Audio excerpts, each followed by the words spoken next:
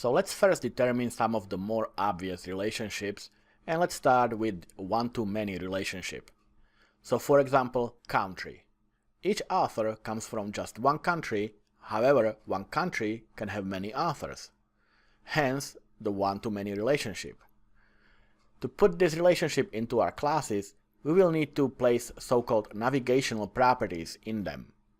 All that means is that we need to actually place the class of country in the author class.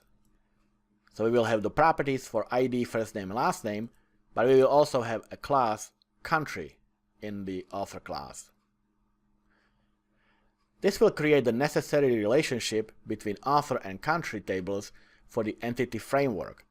And because we have only one instance of country class inside of the author class, the entity framework will be able to determine that one author can belong to only one country.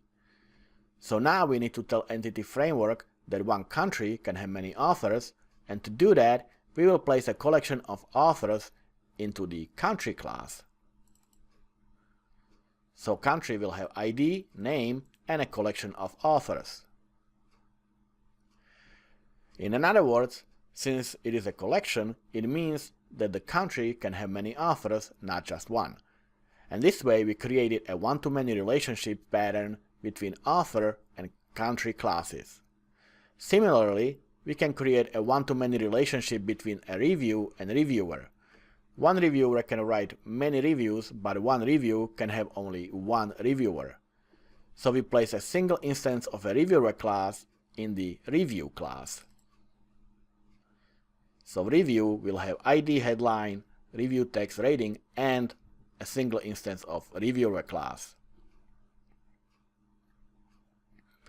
And since one reviewer can write many reviews, we put a collection of the review class in the reviewer class.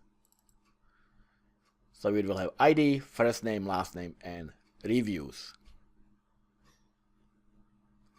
Another one-to-many relationship is between book and reviews. One book can have, of course, many reviews, but one review can belong to only one book. I'm sure you already know how to make that relationship, so obviously we place a single instance of book class in a review class.